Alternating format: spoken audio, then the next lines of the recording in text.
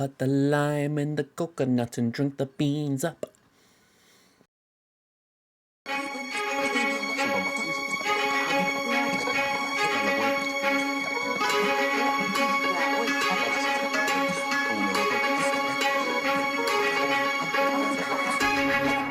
Hello there everyone, welcome back to another Star Wars Galaxy of Heroes video.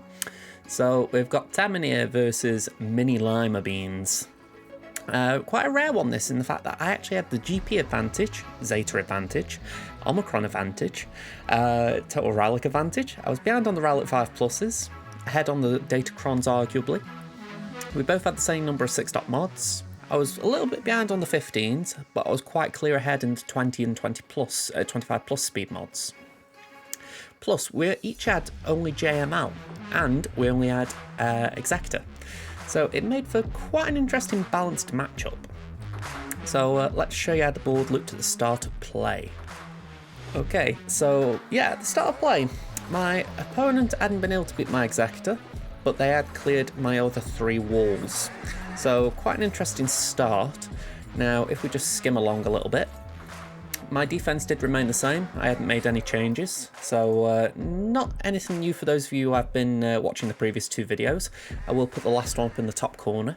But yeah, quite interesting as far as, you know, let's just see how this defense holds. As far as what my opponent was putting down, again, apologies about screenshots, I can't really do too much about it. We have got a Mon Mothma team. Yeah, it was the right comp, so I was happy about that. It's nice to see people doing the right things. We got a Calf team, pretty low gear, especially on Juhani, so that was not a worry at all. Well, to be honest, when is Old Republic a worry? We got a Kylo Ren team. Hook Zeta means you've got to be careful about which counter, plus you might not be able to see it from this screenshot, so let's just advance a little bit. There was the Omicron on First Order TIE Pilot, so that was there as well to keep an eye on. And we've got Geonosians, so yeah, interesting top wall. Then the south wall. Now, I'm going to be completely upfront here. I cannot remember who the leader is here, so we're going to watch the footage and we will see who the leader was, but yeah, it's Mishmash Rebels. I'm not too concerned about them even now. We've got a Boba team. We've got an Iden team, very low gear imps though. And right down the south, we've got Wedge, Biggs, Leia, Ezra with a Zeta for some reason, and Stormtrooper Han at level 80. Which does make me think maybe there's some hyperdriving going on here, but interesting. So, let's show you the footage. Okay, so we're going to start off with Wampa. And yep, nice and simple, we just decided to take him in to take out Iden. This Iden team, as I said, was very weak, so my Relic 3 Wampa should have... it was an easy match, you know, you don't really expect Wampa to lose this one. So I thought, let's not play around with counters, let's just send in Wamp, make sure we get a clean win. So 78 to start off, nicely done. Now we used this team in the last round to take out, or to two-shot a First Order team. So I thought, alright, let's just see how it gets on trying to beat something similar to it. And yeah, it proved pretty interesting. I mean, yeah, we got Whistling Birds, 62 banners. Nothing special, but it was a bit of fun. I've only got 1 relic in this team, which is Piet at Relic 8. Safe to say, though, I blew this team away. Yeah, I mean, look at Gideon. He's got 5 or 6 health bars. He is absolutely squishy. We've got 65 banners.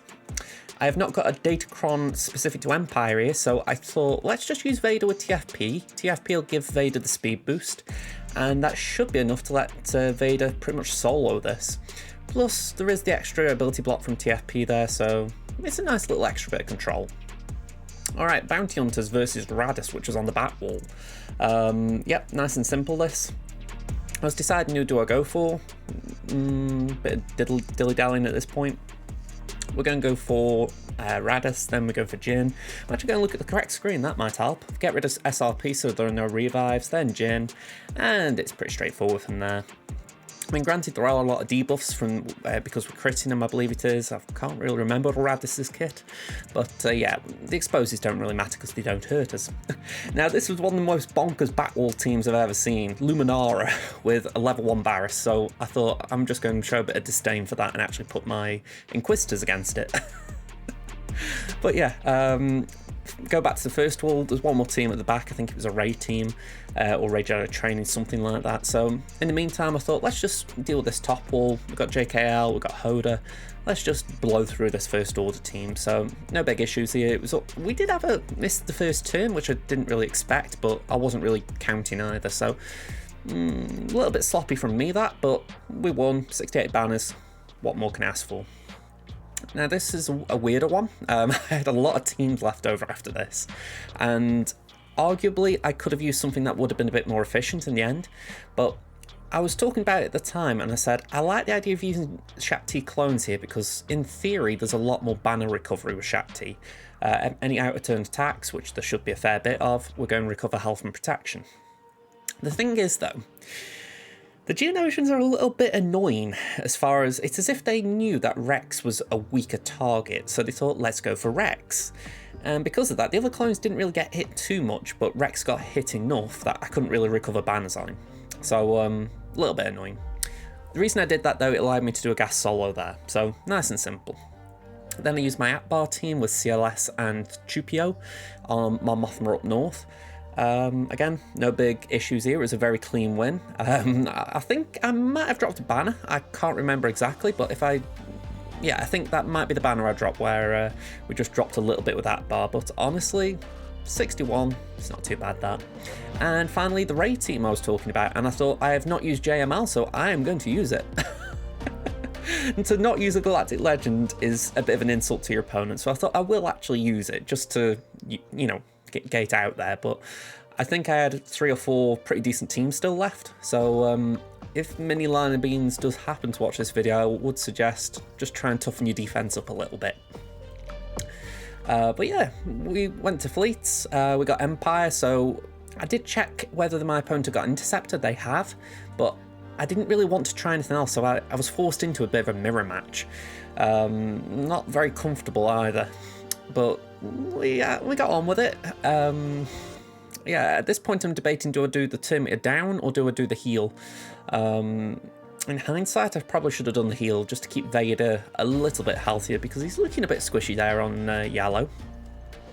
It doesn't help as well that if I got Emperor's Shuttle, which I've had a bit of ribbing about in the last day or so on this account, then I could have probably healed up Vader with that. But because I haven't, then I couldn't really do much to help Vader. But thankfully, as you can see, he didn't die. He doesn't look like he's going to die, so it's more just a case of that'd be something that'd be good for the account rather than something that I needed there and then. But yeah, 70 banners, that's okay. So we took Galactic Republican against the First Order. Arguably, we could have done these 2 battles the other way around. We could have done GR versus the Empire, and then we could have done Empire versus First Order. The risk with the Galactic Republic was just that Interceptor could come in and Anakin could die. And my Anakin's only Rowlet 1, so it's not even a chunky Anakin, it's just kind of there. So I thought, let's just play it safe, let's do the mirror, and then even if the mirror's a bit of a risk, or a bit of a banner stealer at that, we aren't going to risk losing Anakin. So yeah, this plays out quite well. I think it might have been a bit inefficient about the team I selected. Might have been better starting with 5s, but ah well. So final battle, we did the 2-shot as I have been doing lately. We'll just let Executor burn its cooldowns. As you can see, we advanced the clock here just to save time on the video, but we go down to 0. Last few seconds, we just use a special on Xanadu Blood, forcing Houndstooth to take a turn and taunt. I'm out of breath. You know, there's a point when I'm editing this and I think, all right, put it on 2 times speed, that should be enough. And then when I'm actually talking over it, I'm thinking, maybe I should slow it down a little. But yeah, pretty straightforward this. Once Biston survives, you've just got to make sure you don't die for the rest of the battle, so it's not that bad. Sith Bomber. Sith Bomber's quite an interesting reinforcement I've been finding with Executor. I wouldn't say it will ever stop a counter, but I know when I've been doing Finalize the last couple of days, I might even have it on this my Crimson recording. Sith Bomber can make it a bit complicated just for the fact that you've got to essentially take into account the days. So I would say it's less important for this counter, even though there is a bit attacking out of turn with Rebels. But just in general, it can be an interesting thing to deal with. Okay, so I stall a bit here because I'm thinking, do I want to bring in Wedge with the buff and eel immunity, or do I want to bring in Cassian for the big hit, essentially? We go for Cassian. Yeah, we got there in the end, but it was a bit slower than I wanted. 51 banners, and we knocked it down. So, let's see what the final score is. Okay, so I'm recording this pretty much, actually just under a week since the match. This was Monday, I'm recording on Friday. So, yeah, we got the full clear. My opponent, as we saw, didn't beat my executor. They hadn't got a clean up. So I'm pretty happy with that. So, yeah, we got a 2-1 on Temmin. So that's pretty good for Temmin. In fact, at the time of recording, I've also jumped up from Kyber 4 to Kyber 3. Although, as you're going to see in a future video, that might not be for long. So, yeah, quite interesting. So, yeah, let's see how Crimson got on. Okay, so Crimson was up against Dart inVader. This was quite daunting, I won't lie. I'm 6.25 million GP, my opponent was 9.224, so massive difference in GP. At least considering where I am in Kyber 3, this felt big. 134 Zetas to 217. I did forget to colour this in, unfortunately, so the stats do look a bit out, but I've got 7 GA Omicrons to my opponent's 6. My opponent outscores me on total relics and relic 5 pluses by quite a distance, and I'm just checking this just to make sure I'm not doing it wrong, but yet they have got the Datacron advantage as well at this time. So yeah, I've got the Darth Vader Datacron at level 9, so again, I keep bringing it up because I think it's relevant. I think it's a cool Datacron, so it can always play a part. 6 dot mods. I was behind by nearly 100, so again, quite daunting, but when you look at the scores, yeah, the 15 pluses were bad. The 20 pluses, I was only 2 behind, but I was 7 ahead on the 25 pluses. So in the end, it could have been worse. And then when finally we look at the GL count, that is the worst one. JMK and Slacker for me. Yeah, everything but Jabba for my opponent. So very daunting, very, very daunting.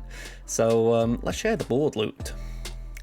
So a very similar story to what happened with Temmin, to be honest. My opponent was able to clear 3/4 and they took out 2 of my fleets, one of which was Executor, but they had run out of ships based on the amount of attacks they did. I believe they did 2 shots on my Executor and another 2 on my Negotiator. Sorry, is it Negotiator? Yeah, I put Negotiator down. So yeah, they just didn't have anything left for my puny little rebel fleet there. So I was pleased about that. So let's just have a look quickly and show you what my defense was again. I didn't actually write these down, unfortunately. I could have taken a screenshot of how they actually got on defense, but yeah, this is essentially what I put down anyway. Same as last round, although this Treya and SWGOH team did get hold, so that was quite nice to see. Alright, so my opponent, again, apologies for this poor screenshots. They put Qui-Gon Jinn down, but I said it at the time, it is a poor Qui-Gon Jinn team. I'm actually tempted to do a video on this, the big GA do's and do nots, because this is a big do not. You've got 2 and 0 going weaken that team significantly. Plus, really, Anakin doesn't belong with Padme now compared to Qui-Gon. So that's just 2 things that scream out just from this one screenshot we've got. But yeah, I look at this and I think, okay, that's one thing I would improve straight away. Then a Phasma team without an Omicron on, well, without even TIE Fighter pilot. So again, that was a weak team. I mean, this guy's got 9 million GP and he's putting Phasma with a Zeta down. So that wasn't frightening at all. We've got a Rey team. Granted, the bros are there and Holdo, but OG Finn, not so concerning. Then again, apologies for the screenshot, but we have got Bounty Hunters up north. Credit to it, it's an okay Bounty Hunters team. That it says Grief there, and Bosk lead. We've got a GG team with Newt. Again, that's something I'd like to talk about in a GA video of do's and do nots. We've got Asajj, Night Sisters. Okay, groovy, not against that. And we have got Darth Revan. Although that is an interesting Datacron which we saw, Sith Empire Trooper. I believe it was something along the lines of I can't even remember the Datacron, it was a weird one. I looked at it at the time and I thought, oh, will this cause me any troubles? And the too long didn't read as it didn't. So let's show you the battles. Let's show you how we got on. Okay, so we start off with SLKR and Watt versus Darth Revan. And yeah, this is very straightforward. I mean, that Datacron was really interesting in the sense that it did make me stop and think. I can't remember the exact Datacron, I apologise for that, but you look at it and you think, all right, well, will this do something? And then, yeah, it did jack all. So 74, good way to start. Bit of a shame about Watt, but I'm not too bothered about that. Yep, we've done this counter plenty of times, so it's not exactly breaking news that I use JKR versus GG. Again, this is, I might as well talk about it now, just for the fact that we've got the battle on screen, but this is why I wouldn't put GG down, because there are plenty of teams that counter it, but GG counters a lot of bigger teams. So for me, it does bring out my JKR. You know, if you, for some reason, you really want to make me use my JKR, then fair enough, you're making me use it. But I look at it and I think, this doesn't bother me. I would like to use my JKR on something else. So this is always my go-to counter, but if someone said, you know what, I'm not putting GG down, you're going to have to think of another use for your JKR, I'm not against that. I think it'd be pretty cool to use it for something different each time. Anyway, we've got Bounty Hunters here. We did Hook's lead. Pretty straightforward, this. I've actually done the reverse a few times and lost because I forgot that Hook's teams hit hard. And that was the whole theory behind this, to be honest. I thought, all right, well, we take Hooks in, and as you saw there was one big counter-attack on Boba, and we knocked his first life down. So that's the whole gist of this battle. Big hits. And yeah, it does work. So yeah, I'm curious if anyone else would have run something different with this group, but yeah, I like Hook's lead for this. It's a bit banner inefficient, but the only other thing I could think of doing is Kylo Ren lead, and, well, Kylo Ren on Master lead, and I can't say I'm a fan of that. There might be a bit more banner recovery on there, but I think it would be a much longer and maybe not a smooth battle. So yeah, curious what you all think. Next one, Imperial Troopers versus Night Sisters. This was not a contest. I'm actually curious just watching it back how quick we beat it. Because yeah, Daka goes down pretty quickly. We get 2-3 AoEs. Damn. Yep, 31 seconds. Nice and clean. So next one, we took in JMK versus Rey. We obviously got that wall down nice and quick. So yeah, we got Resistance Hero Finn down nice and easily. Poe's just in a bit of a tricky spot, so I thought let's just not get him into damage immunity too quick. We've already got OG Finn there. Well, saying that, we have actually got Poe in past damage immunity by the looks of it. There he goes. So Rey hasn't actually altered yet. There she goes. Now I remember this. I had a bit of a question in my mind. She was about to ult, and I'm thinking, what do we want to do here? Do we want to put damage immunity on Kenobi, or do we want to put some, or not use it? Because damage immunity means that the damage is split amongst 4 instead of all 5. So I did actually decide to put damage immunity onto Kenobi, because even though my face cam's covering it, he was a bit down on protection.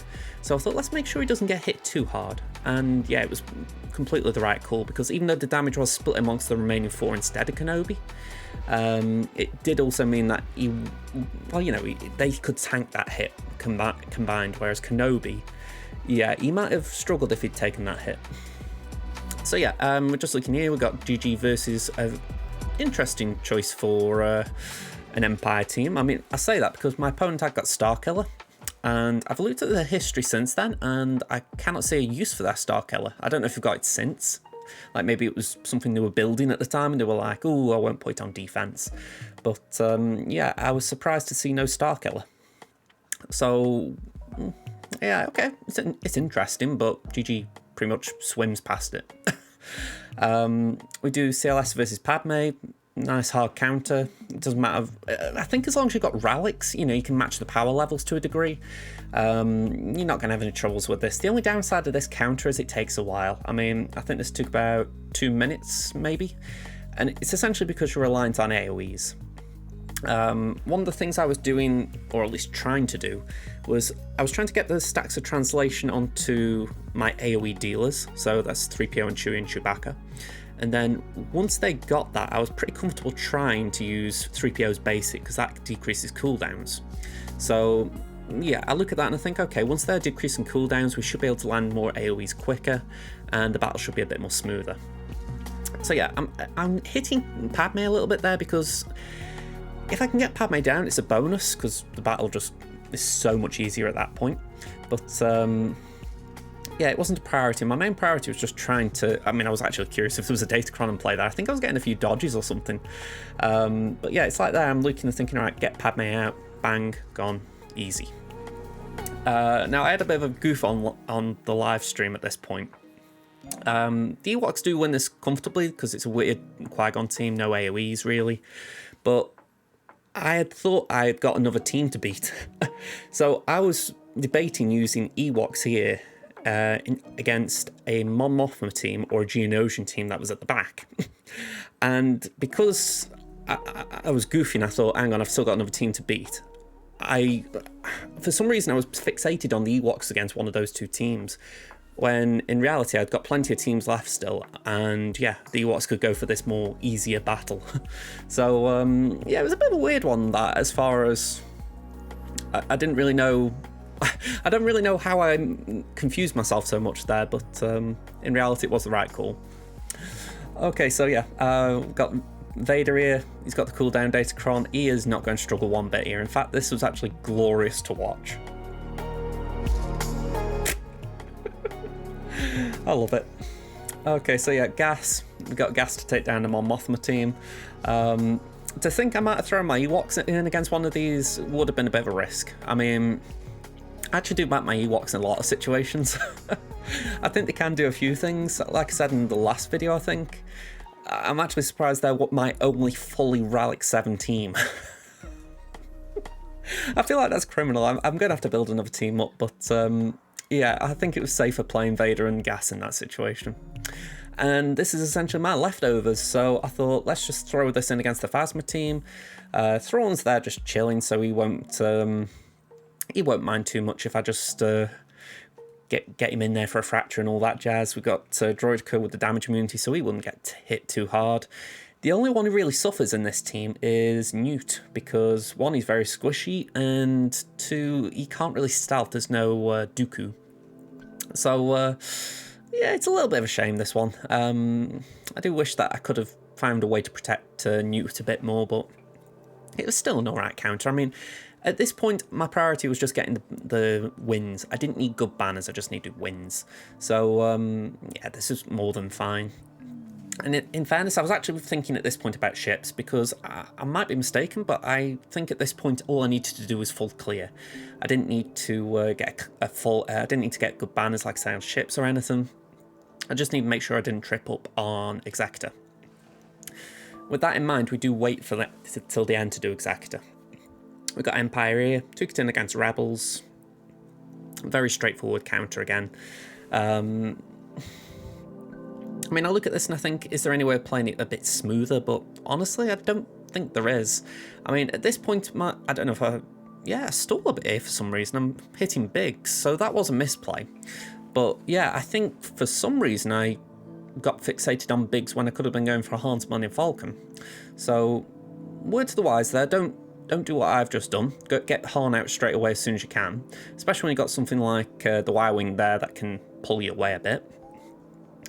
Yeah, I would say I lost banners there because of that. I mean, Han went down pretty easily at least, but I could have played that a lot more efficiently. So, I'm glad I'm watching this back for that reason, because I remembered that Vader went down in this, but in my mind it was more because I didn't heal. So the fact that I could have actually got Han out a lot sooner, yeah, that was a good little bit of a learning moment for me, shall we call it.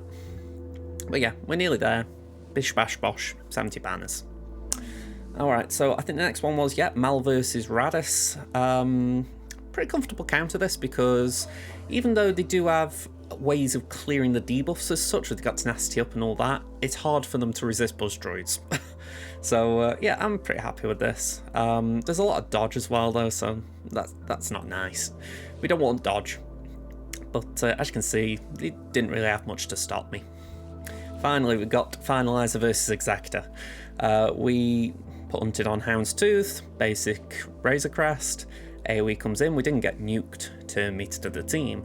We then do the mass attack, I believe it was on Razor Crest, ability block, Houndstooth, basic, Xanadu, turn meter, and nuke Xanadu. I'm trying to narrate this as fast as I can. Turn meter to the team. I was going to say we could take our time, Josh. Now this is the interesting bit. Sith Bomber came in, and because of the concussion mines we get dazed. Now that does rock me a little bit, so I decided to put ability block onto Houndstooth just to try and stop it from taunting, but obviously that wasn't successful. So we're in a bit of an awkward spot now because no one of note really can come in and help us. So I thought let's use the first special, I believe it applies target lock to hunted enemies. So I thought let's do that instead, because there's no point trying to call to assist, because even if you called in an echelon it wouldn't do much. So that was my thought. Let's just try and get target lock on. Slave 1 coming in, not what I like, but at least we got Ebon Orc in. It means that we got Chafe, or Chaff. Please correct me for which one it is. But yeah, basic, yeah, we're in some level of control here. It would be nice if, we get Slave 1 and Houndstooth out pronto at this point, but again, Sith Bomber does a job here. It's just kind of chilling there. It's slowly putting these concussion mines out, slowly getting us dazed, and it just means that there's a bit of a risk that we won't be able to get the kill when we need it. But yeah, it doesn't help as well there that Ebon Orc went, because with no Chafe, you're thinking, when are we going to get, when are they going to get the contract? But thankfully, things do start to get under control again. Once Houndstooth's out, it's certainly possible to win this. So yeah, we basic and we get Sith Bomber out, and then it's just a case of dealing with Razor Crest. So not too bad in the end, that, not too bad. So 63 banners, I'm always happy with that against an Executor. Let's see the final score. So yeah, I was really happy with my score here, 1818 to 1477. I did have a message from Dart as well. I think he was a bit confused how I did so well, and I did share my channel link and all that kind of stuff. You know, I was like, don't worry, nothing dodgy going on here, just take a look for yourself. But I do try to be as respectful as I can to opponents, and I know at times during my streams I may get a little cocky and just talk a bit of shade, but yeah, there were a few decisions that he made on defense that I think, for his GP level at least, he could be doing better. So again, I'm not trying to talk someone down. You know, you play the game how you want to play it, but equally, that was a defense that I could beat. This guy got 6 GLs, we faced 1, and when I looked at the GA history, which I can actually bring up for you guys, let me just bring it up for you.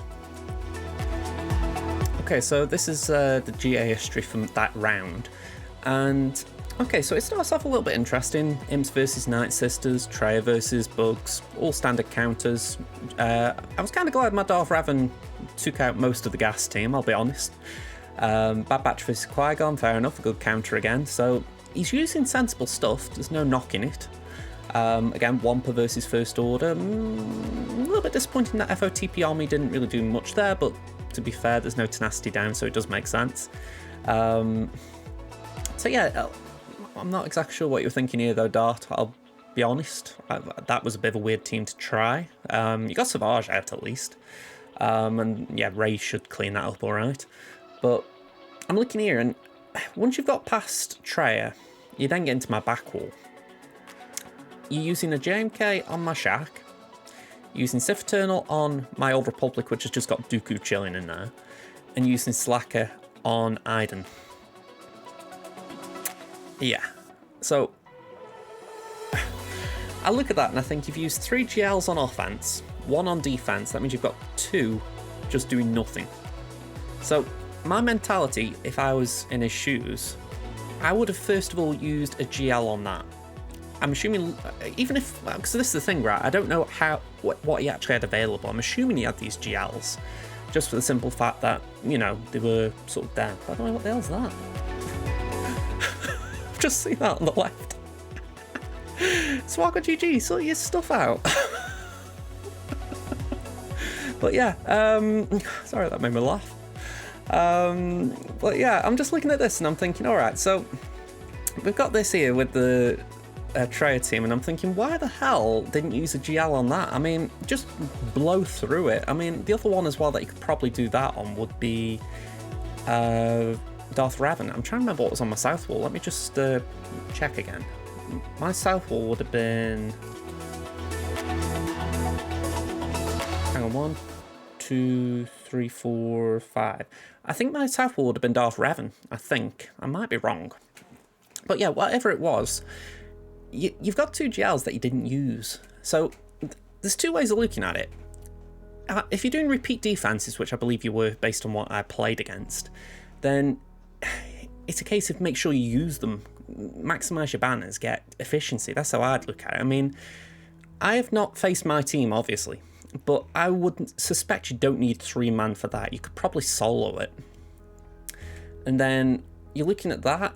I honestly think Sith Eternal could solo them. I mean, again, maybe there's a bit of iffiness there with Dooku. Maybe Riposte could cause some issues, but honestly, I don't think you need Wat.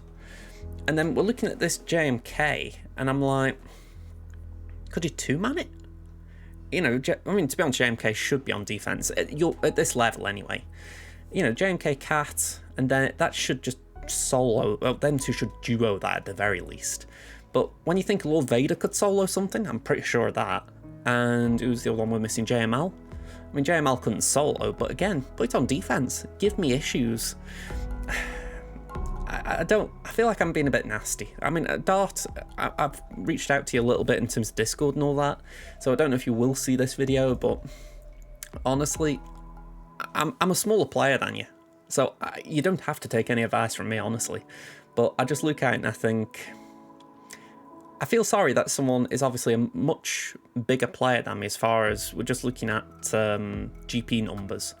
You know, we're looking at what you've got in your roster, and I'm thinking, I feel like you could have done better against me, and I think you feel that as well based on the DM you sent me. So yeah, I don't know what else to add other than, yeah, I'm glad I got the win. I mean, that was 3-0 for Crimson this week. I feel like I've neglected saying that because this was a very unusual matchup for Crimson. But yeah, I did my bit. But I think I'm reaching out to anyone who's at Dart's level here, just saying, don't be so blasé with your defense if you actually do care about your wins. But yeah, I've rambled on a bit there because that did bother me a bit, and I don't know why. It's like, I don't like seeing players feeling like they're not getting the best bang for the buck, essentially. So that's it, kind of. Alright, so I have waffled on a bit there. Let's go here. So, 2-1 for the week on Temmin, 3-0 for the week on Crimson. All in all, quite a good week. And when you consider that on Temmin, I did mess up a little bit myself. So that was something that I could have corrected. Then it could have possibly been a perfect week. So I'm a little bit disappointed in that regard, but we did course correct at least. So we're now into week 2 at the time of recording for me. I will try and get those videos up sometime the next week or so. I'm also going to be putting Death Stranding videos up still. And on Twitch, we are probably going to do something around Halloween that's a little bit different. So tune in for that. So if you enjoyed the video, hit the like button, subscribe to the channel, all the usual stuff. And until next time, bye for now, everyone.